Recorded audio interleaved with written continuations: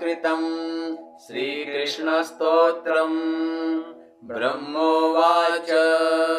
कृष्णं वन्दे गुणातीतं गोविन्दमेकमक्षरम् अव्यक्तमव्ययं व्यक्तं गोपवेशविधायिनं किशोरवयसं शान्तं गोपीकान्तं मनोहरं नवीननीरदश्यामं कोटिकन्दर्पसुन्दरम् वृन्दावनवनाभ्यर्णे रासमण्डलसंस्थितम् रासेश्वरं रासवासं रासोल्लाससमुत्सुकम् इत्येवमुक्त्वा तं नत्वा रत्नसिंहासने वरे नारायणेशौ सम्भाष्य स उवाच तदाज्ञया इति ब्रह्माकृतं स्तोत्रम् प्रातरुत्थाय यः पठेत् पापानि तस्य नश्यन्ति दुःस्वप्नः सुस्वप्नो भवेत् भक्तिर्भवति गोविन्दे श्रीपुत्रपौत्रवर्धिनी अकीर्तिः क्षयमाप्नोति सत्कीर्तिर्वर्धते चिरम्। ब्रह्मोवाच कृष्णं वन्दे गुणातीतं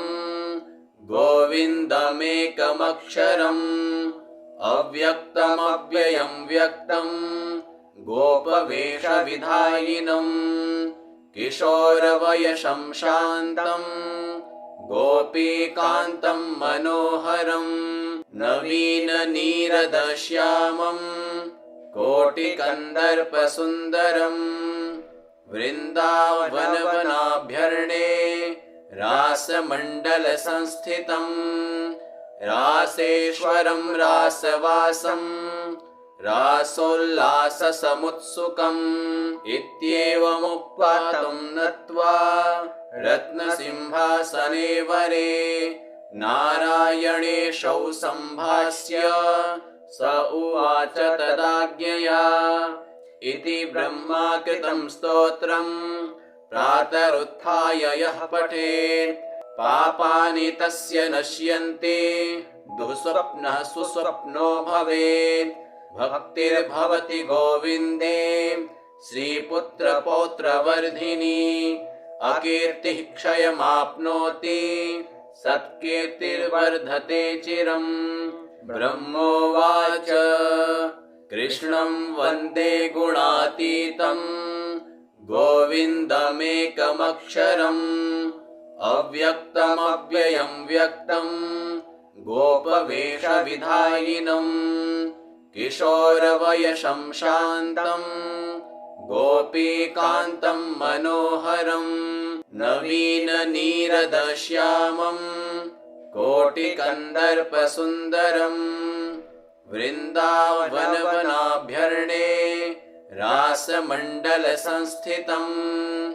रासेश्वरं रासवासं रासोल्लाससमुत्सुकम् इत्येवमुक्त्वा तं नत्वा रत्नसिंहासने वरे नारायणेशौ सम्भाष्य स उवाच तदाज्ञया इति ब्रह्माकृतं स्तोत्रम् प्रातरुत्थाय यः पठेत् पापानि तस्य नश्यन्ति दुःस्वप्नः सुस्वप्नो भवेत् भक्तिर्भवति गोविन्दे श्रीपुत्रपौत्रवर्धिनी अकीर्तिः क्षयमाप्नोति सत्कीर्तिर्वर्धते चिरम्। ब्रह्मोवाच कृष्णं वन्दे गुणातीतं गोविन्दमेकमक्षरम् अव्यक्तमव्ययं व्यक्तं गोपवेशविधायिनं किशोरवयसं शान्तं गोपीकान्तं मनोहरं नवीननीरदश्यामं कोटिकन्दर्पसुन्दरम् वृन्दावनवनाभ्यर्णे रासमण्डलसंस्थितम् रासेश्वरं रासवासं रासोल्लाससमुत्सुकम् इत्येवमुक्त्वा तं नत्वा रत्नसिंहासने वरे नारायणेशौ सम्भाष्य स उवाच तदाज्ञया इति ब्रह्माकृतं स्तोत्रम् प्रातरुत्थाय यः पठेत् पापानि तस्य नश्यन्ति दुःस्वप्नः सुस्वप्नो भवेत् भक्तिर्भवति गोविन्दे श्रीपुत्रपौत्रवर्धिनी अकीर्तिः क्षयमाप्नोति सत्कीर्तिर्वर्धते चिरम् ब्रह्मोवाच कृष्णं वन्दे गुणातीतं गोविन्दमेकमक्षरम् अव्यक्तमव्ययं व्यक्तं गोपवेशविधायिनं किशोरवयसं शान्तं गोपीकान्तं मनोहरं नवीननीरदश्यामं कोटिकन्दर्पसुन्दरम् वृन्दावनवनाभ्यर्णे रासमण्डलसंस्थितं रासेश्वरं रासवासं रासोल्लाससमुत्सुकम् इत्येवमुक्त्वा तं नत्वा रत्नसिंहासने वरे नारायणेशौ सम्भाष्य स उवाच तदाज्ञया इति ब्रह्माकृतं स्तोत्रम् प्रातरुत्थाय यः पठेत् पापानि तस्य नश्यन्ति दुःस्वप्नः सुस्वप्नो भवेत् भक्तिर्भवति गोविन्दे श्रीपुत्रपौत्रवर्धिनी अकीर्तिः क्षयमाप्नोति सत्कीर्तिर्वर्धते चिरम् ब्रह्मोवाच कृष्णं वन्दे गुणातीतं गोविन्दमेकमक्षरम् अव्यक्तमव्ययं व्यक्तं गोपवेशविधायिनं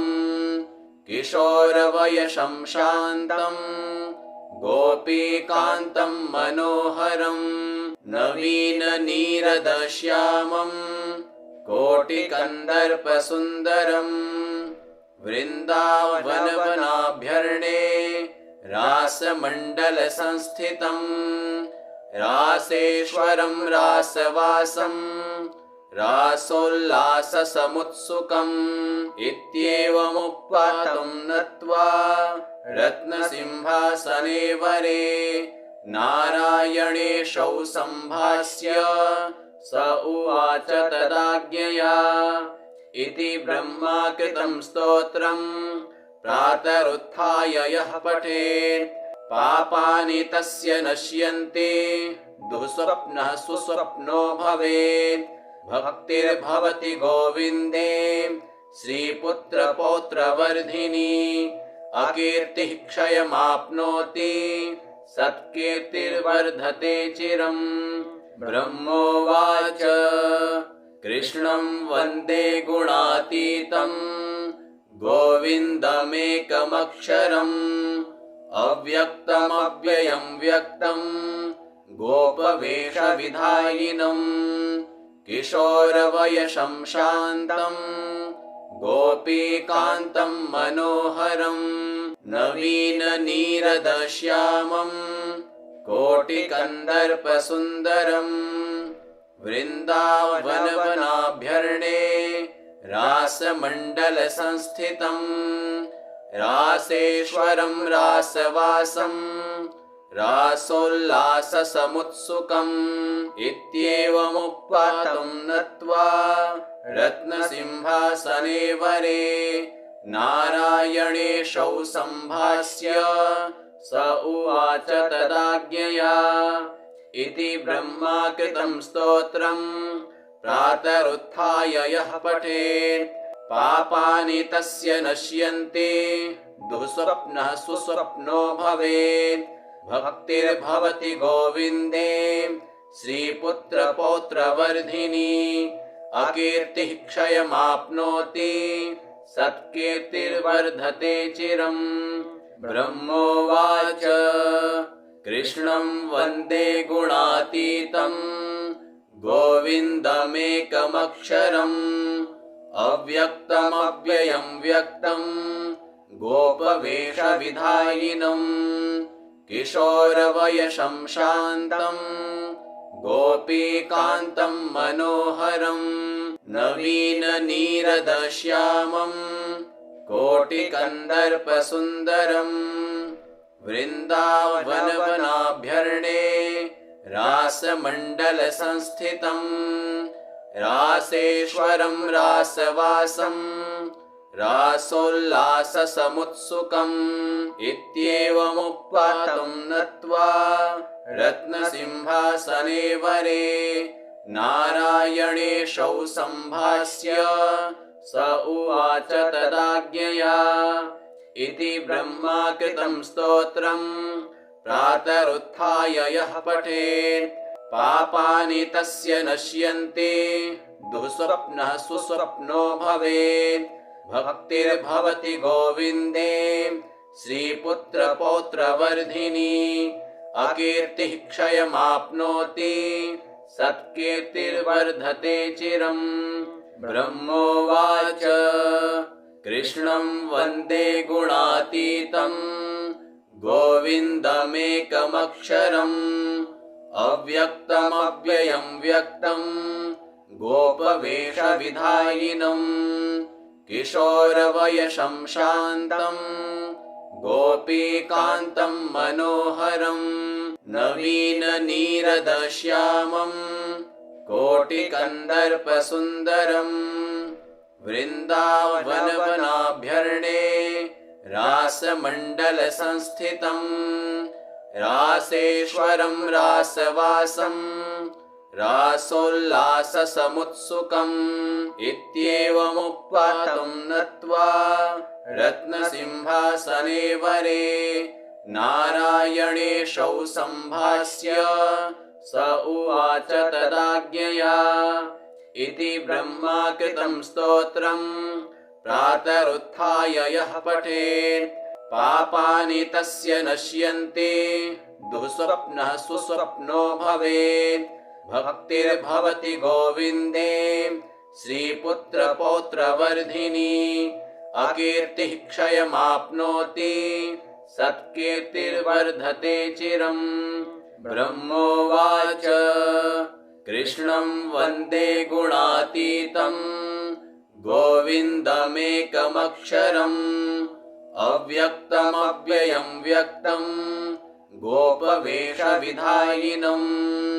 किशोरवयसं शान्तं गोपीकान्तं मनोहरं नवीननीरदश्यामं कोटिकन्दर्पसुन्दरम् वृन्दावनवनाभ्यर्णे रासमण्डलसंस्थितं रासेश्वरं रासवासं रासोल्लाससमुत्सुकम् इत्येवमुक्त्वा तं नत्वा रत्नसिंहासने वरे नारायणेशौ सम्भाष्य स उवाच तदाज्ञया इति ब्रह्माकृतं स्तोत्रम् प्रातरुत्थाय यः पठेत् पापानि तस्य नश्यन्ति दुःस्वप्नः सुस्वप्नो भवेत् भक्तिर्भवति गोविन्दे श्रीपुत्रपौत्रवर्धिनी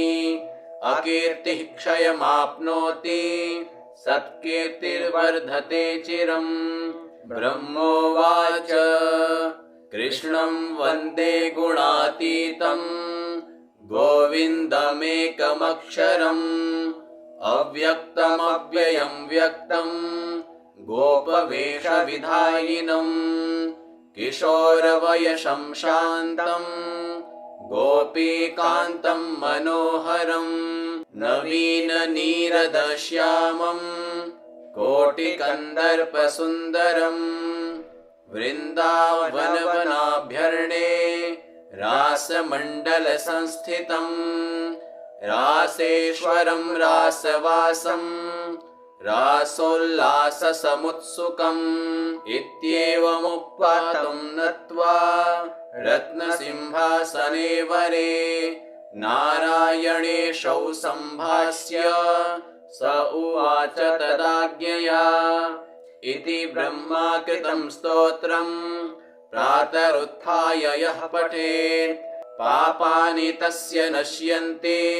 दुःस्वप्नः सुस्वप्नो भवेत् भक्तिर्भवति गोविन्दे श्रीपुत्रपौत्रवर्धिनी